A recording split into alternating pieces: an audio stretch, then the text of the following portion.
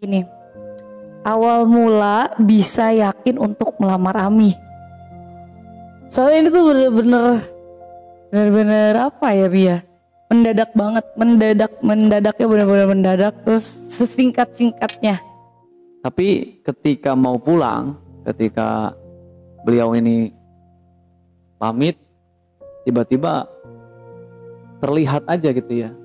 Dan Terlihat apa? terlihat begitu memesona ya, memesona. Hai Abi, ini tuh video pertama kami ya. Video pertama yang bakal tayang di channelnya Yayang Ayu. Untuk video pertama aku mau bikin tentang Q&A. Saya banyak banget yang nanya sama Ami. Banyak banget teman-teman Ami pada nanya, kok bisa gitu secepat itu gitu Bi, gitu kan. Jadi tonton terus YouTube-nya ya, videonya. Jangan lupa like, comment, and subscribe. Untuk pertama kita perkenalan dulu. Ini suami yang paling ganteng. Namanya siapa Bi? Nama Ahmad Munawir Ghazali. Jadi biodata ya. Tadi udah disebutkan bahwa nama Ahmad Munawir Ghazali lahir Albantani juga nggak apa-apa, tambahin. Jadi lahir di Pandeglang ya, 15 Agustus 1992. Jadi udah lumayan berumur. Masih muda, alhamdulillah.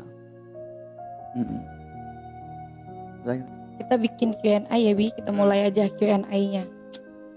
Pertanyaan pertama yang sering orang-orang tanyain. Pertanyaan pertama guys, pertanyaan pertama. Banyak banget yang nanya kayak gini.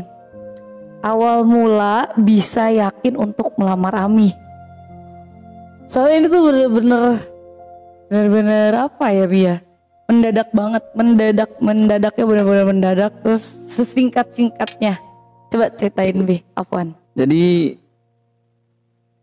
kenapa begitu bisa yakin ya? Padahal kita tuh ketemu awalnya cuman 1 malam dan itu pun sebentar gitu. Itu niatnya mau apa? Awalnya tuh istri saya ini ya, itu pengen diruqyah. Jadi pengen diruqyah itu bukan berarti istri saya itu kena gangguan jin atau apa ya. Cuman ketika itu istri saya pengen tenang aja hatinya karena mungkin ada problem apa gitu ya. Bukan berurusan dengan bangsa jin yang aneh-aneh kayak gitu. Jadi ketika diruqyah, ketika beres ruqyah, waktu itu nggak ada perasaan apa-apa gitu, biasa aja.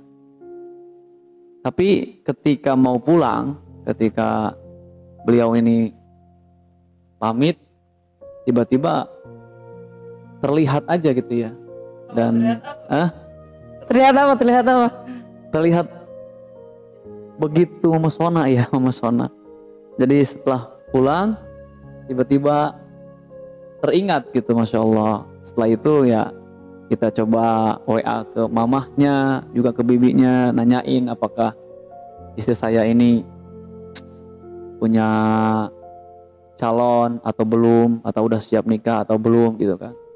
Dan ternyata ya mungkin sudah jodohnya ya sahabat sekalian. Jadi begitu kita mengutarakan ke mamahnya bahwa saya ini entahlah, meskipun hanya 1 kali ketemu tapi begitu yakin. Karena saya merasakan baru kali ini ketemu dengan perempuan yang membuat hati hampir semalaman itu entahlah bergejolak gitu ya.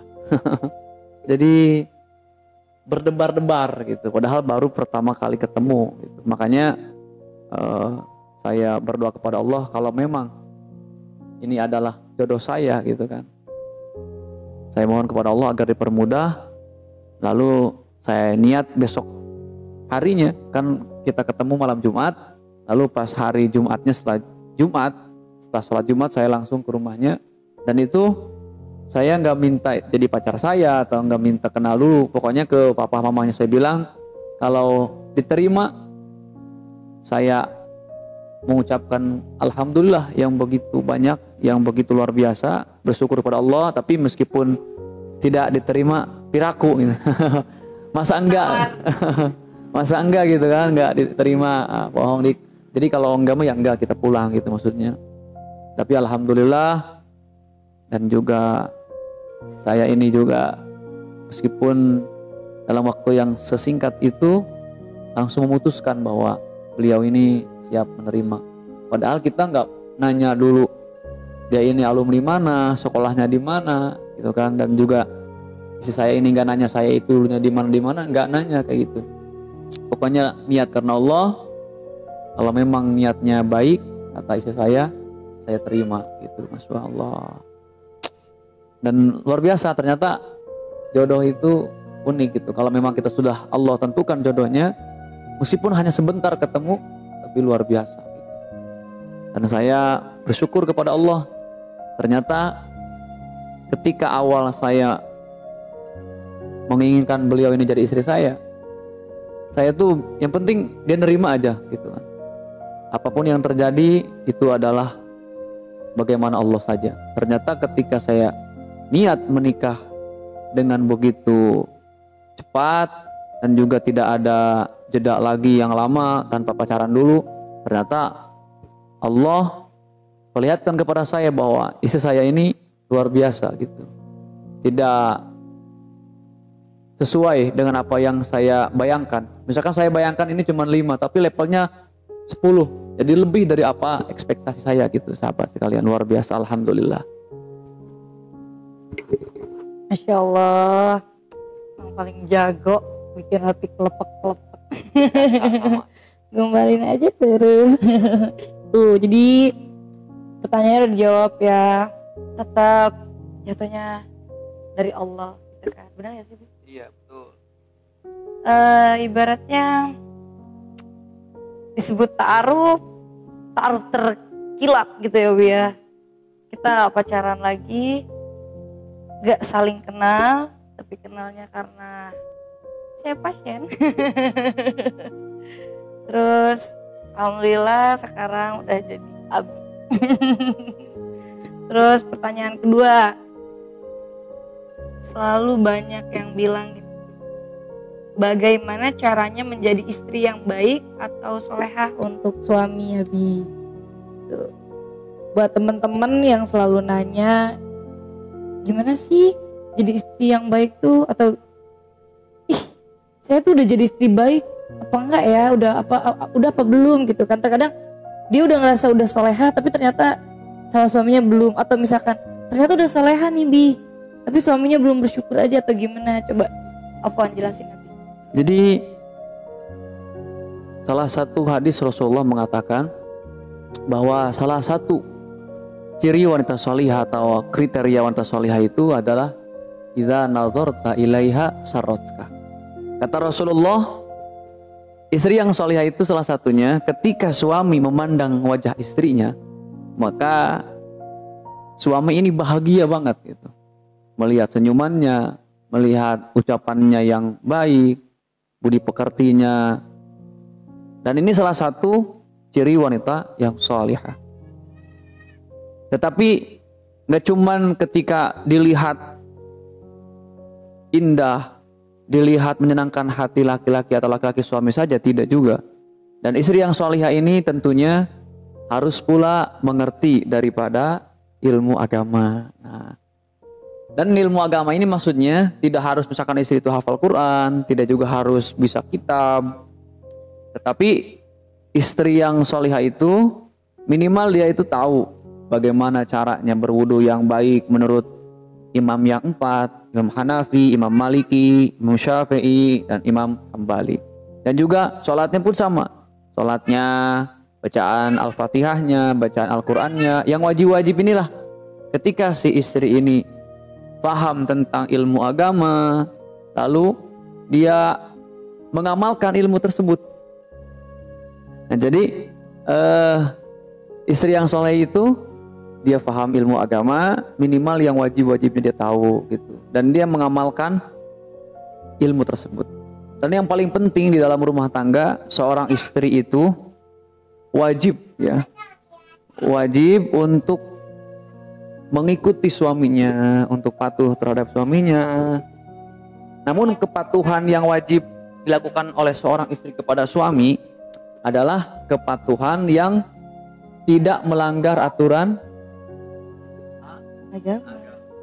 Kalau misalkan suaminya mengajak istrinya untuk mencuri atau mengajak istrinya main judi dan hal-hal yang dilarang oleh Allah, maka seorang istri wajib untuk tidak mengikuti suaminya, sahabat. Jadi seperti di dalam kitab para ulama selalu mengatakan bahwasanya la ta'ata li makhlukin fi ma'siyatil khaliq, dan ini adalah apa yang disampaikan Rasulullah. Jadi la ta'ata li makhlukin, tidak ada bagi kita itu untuk taat, untuk patuh terhadap siapapun, kepada suaminya, kepada orang tuanya, kepada siapapun juga, selama orang tersebut mengajarkan kemaksiatan. Boleh taat kepada suami selama suaminya itu tidak melanggar agama. Jadi ketika seorang istri tidak patuh terhadap suaminya karena hal-hal yang dilarang oleh agama, maka istri tersebut tidak Dosa. nggak dosa, sahabat ya.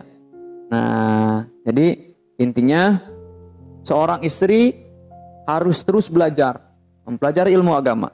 Kalau suaminya tidak bisa mendidik, maka wajib bagi suaminya untuk memberikan izin kepada istri tersebut untuk belajar ilmu agama kepada ustadz-ustadz yang ada di sekitar daerahnya itu. Berarti istri soleha itu nggak harus pintar tahfidz Quran atau ngaji kitab atau ibaratnya yang hafidoh kayak gitu ya, Bia. Berarti istri soleha itu kalau suaminya ngelihat istrinya bahagia berarti itu udah termasuk solihah ya, Bia? Masya Allah. Berarti kami udah solihah belum? Solihah banget. Jangan mau disogok, Bi. Tuh, jadi kalau misalkan banyak yang bilang, gue segini udah istri solihah belum nih gitu kan, tuh kayak gitu. Yang penting suaminya dulu, ibaratnya bahagia. Buat apa? Ibaratnya afwan ya, hafidoh, hafal Quran gitu kan, pinter kitabnya, tapi sama suami melunjak. Atau misalkan suami pas deket-deket sama istri bawaannya nggak betah aja. Misalkan nggak betahnya gara-gara marah-marah mulu. Aduh, itu mudah-mudahan nggak kayak gitu ya. Berarti kita lanjut ke pertanyaan ketiga.